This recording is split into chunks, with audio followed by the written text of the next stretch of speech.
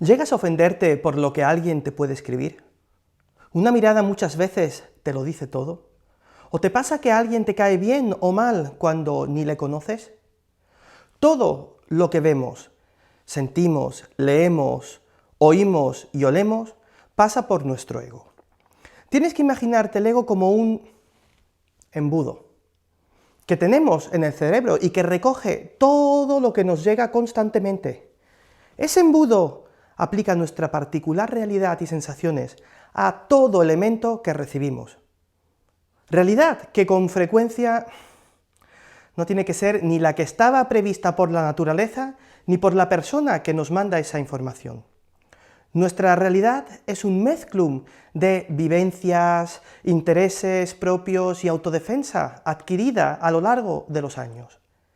Si te sigues imaginando este embudo, tienes también que imaginarte que esas experiencias nuestras son una serie de palancas, manivelas, botones que tenemos colocados de cierta manera, colocados según las hayamos programado o aprendido durante todos estos años.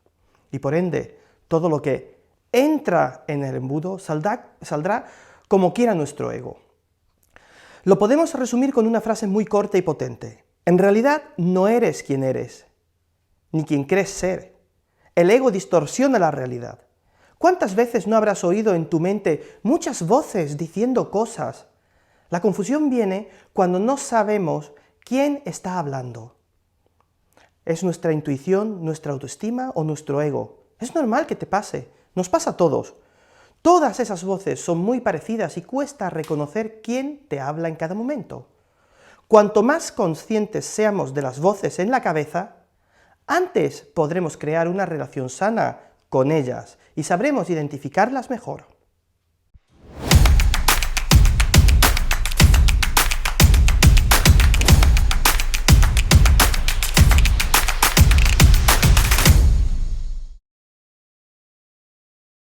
Hay una historia bonita sobre el ego. Trata de un abuelo que cuenta a su nieto la historia de dos lobos. Es una popular parábola nativa americana en la que queda patente cómo funcionamos en esto de las voces. La historia es la lucha entre dos lobos. El abuelo cuenta al nieto que en nuestro interior hay dos lobos. Uno está lleno de ego, envidia, avaricia e ira. El otro lobo, en cambio, está lleno de alegría, paz, amor y amabilidad. Mientras estos dos lobos están luchando, las voces del ego, la envidia, la avaricia e ira, son extremadamente altas y fuertes. Ya sabes, ¿cuántas veces no has querido estar enfadado, desilusionado o tomar ciertas decisiones que en realidad no querías tomar? Es como si te estuvieran obligando a hacer algo que no quieres hacer. ¿Y cuántas veces has oído las voces de alegría, paz, amor y amabilidad? Porque están ahí, lo están, pero son más silenciosas, están en el fondo, parecen menos potentes e importantes. Le está explicando el abuelo esto al nieto y al concluir, este le pregunta al abuelo: si están luchando, si están en esa guerra, ¿cuál de los dos lobos gana? Y esta es ciertamente una gran pregunta. Dos elementos luchando, lo normal es que alguno gane. Y el abuelo le da una respuesta a la altura, una respuesta educadora que también te servirá a ti hoy y para siempre. El abuelo contesta: ganará el que alimentemos. El lobo que gana es el lobo al que alimentamos.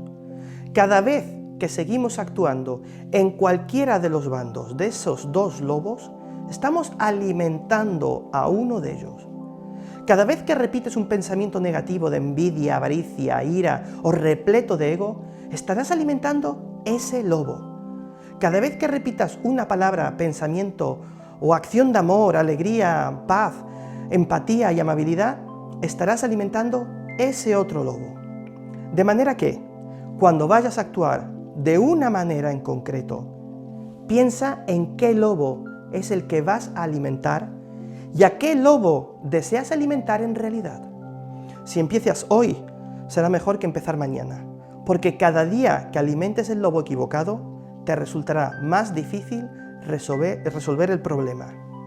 Procura que florezca tu autoestima y controla tu ego. Ojo, intentando controlar nuestro ego, podemos destrozar también nuestra autoestima. Hay que tener mucho cuidado cuando se hace. A todos nos ha pasado recibir un mensaje de texto, un comentario o una carta, si es que aún hay quien envíe cartas, algo que no tiene peso ni tono y que llegues a ofenderte o a emocionarte con el contenido de ese texto. El peso final y el tono de ese mensaje no lo pones ni tú ni el emisario, lo pone tu ego tras haber pasado todo el contenido por ese embudo que comentábamos antes. Cualquier texto puede ser tan ofensivo o tan cordial como ofensivo o cordial seas tú. La programación que tenga tu embudo y por lo tanto tu ego. Una semana más te quiero dar la bienvenida al podcast de Despierta y Avanza. Mi nombre es Marcos Castellano y quiero agradecerte que estés aquí esta semana, porque son usuarios como tú los que hacen grande este podcast y su comunidad. Hoy te voy a hablar del ego. ¿Qué es? ¿Cómo se alimenta? ¿Cómo te afecta en tu vida? ¿Y qué acciones tomar para mantenerlo a raya? Antes de meterme a fondo en el tema, quiero explicarte qué es el ego. La palabra ego significa en latín yo.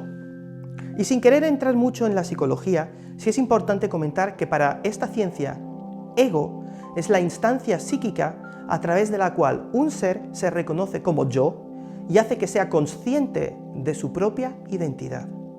Como resultado, el ego se sitúa entre la realidad, los instintos del ello y los ideales del superyo. Quiero que entiendas bien cómo funciona el ego. Nuestro cuerpo forma una sombra física. Cuando nos movemos, esa sombra se mueve también. Cuando movemos nuestra mente, también se forma una sombra. Pero en este caso es una sombra mental. Esa sombra, esa es el ego. Cuando la mente no trabaja, la sombra o el ego desaparecen. Cada vez que la mente trabaja, el ego también está presente. Y si la mente trabaja demasiado, el ego empieza a tener demasiado protagonismo. Otra nota aclaratoria antes de seguir. Con frecuencia confundimos el ego con la autoestima.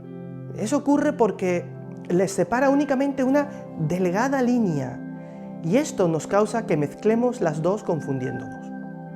El asunto es que tu ego se ha ido formando desde el día que naciste.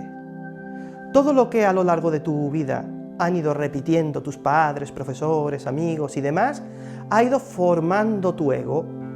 Todo lo que has hecho, vivido, sufrido y disfrutado se ha ido añadiendo a tu ego. Y como consecuencia, ahora tienes, como todo el mundo, un ego que te hace ser lo que tú crees que eres, con tus debilidades, tus miedos, tus inseguridades, tus fortalezas y conocimientos. ¿Es eso malo? Por supuesto que el ego no tiene por qué ser malo. Quien lo convierte en malo o bueno, al fin y al cabo, eres tú mismo. Cuando te basas en el ego para tomar decisiones y acciones. El ego siempre lo vamos a tener. Es lo que nos mantiene vivos, ya lo dije en un podcast. Pero tienes que tener en cuenta que el ego empieza a ser malo cuando causa sufrimiento. El mayor problema es que estamos tan bloqueados por el propio ego que nos cuesta detectar ese momento. Las personas que disponen de mucho tiempo para pensar son las que habitualmente más problemas acaban teniendo con su ego, causándoles incluso problemas en sus relaciones personales y profesionales. ¿Tiene sentido? Muchas personas están convencidas que se quieren a sí mismas, pero lo cierto es que en realidad quieren una imagen irreal de sí mismas. Esta forma de alimentar el ego no es muy acertada, pues los demás también tendrán una imagen irreal de nosotros. Como puedes observar, esto significa que nos equivocamos con mucha facilidad en relación a nosotros mismos. Imagina entonces cómo nos podemos estar equivocando en relación a personas cercanas que conocemos, a nuestra pareja, a nuestros amigos y compañeros. Y ya ni te cuento lo que nos podemos equivocar con cualquier persona desconocida que se nos cruza en el camino. ¿Me explico? El ego es insaciable y tiene muchas caras. Aquí tienes algunas de ellas. Ego interruptus. Es ese ego cuya única virtud es la de estar constantemente interrumpiendo a los demás. Ego topa mí. Es el ego que tiene que ser siempre el centro de atención.